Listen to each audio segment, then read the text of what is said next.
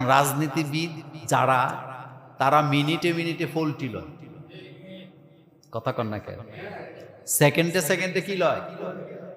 এই জন্য রাজনীতিবিদদের বিশ্বাস করতে একটু সাবধানে কইরেন।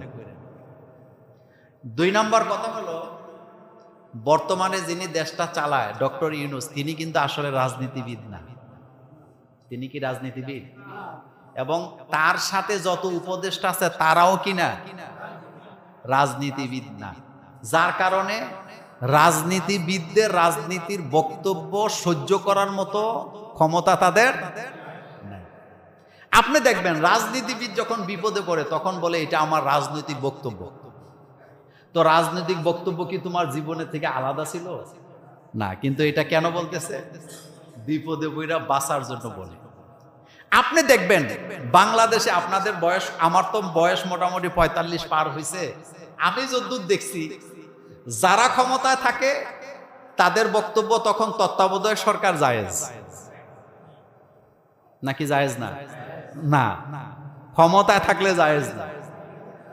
কথা কন না কেন? তত্ত্বাবধায়ক সরকার ক্ষমতা থাকলে কি না, আবার তারা যখন বিরোধী দলে যায় তখন তত্ত্বাবধায়ক সরকার ফরজ। একথা সত্য না মিথ্যা? আমি তখন ছাত্র, আমি যদ্দূর দেখছি আপনারা তদ্দূর কই। বিএনপি ক্ষমতায় আসছে 91-তে, মনে আছে আপনাদের? আসার পরে তত্ত্বাবধায়ক সরকারের মাধ্যমে আসছে, আসার পরে তত্ত্বাবধায়ক সরকার বাতিল, এটা দিয়ে নির্বাচন হবে।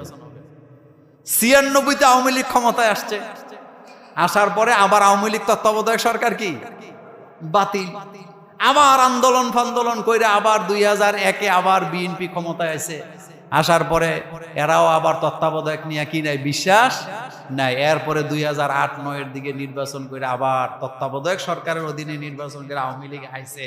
আসার পরে টানা কয় বছর? কথা কন না কেন? তো রাজনীতিতে শেষ বলে কিছু আসেনি। রাজনীতির বিদদের বক্তব্য আপনি যদি দলিল মনে করেন আপনি বোকা, কারণ এগুলা সাফাবাজি ছাড়া কিচ্ছু না। এই চাপাবাজিটাই আমাদের দেশের গভর্নমেন্ট সহ্য করতে পারতেছে না, যার কারণে মনে করতেছে আমি এনো থাইকা লাভ কি, এর চাইতে আমি দূরেই কি ভালো ছিলাম। তবে একটা কথা বলি, যা অতীতে গেছে তো গেছে।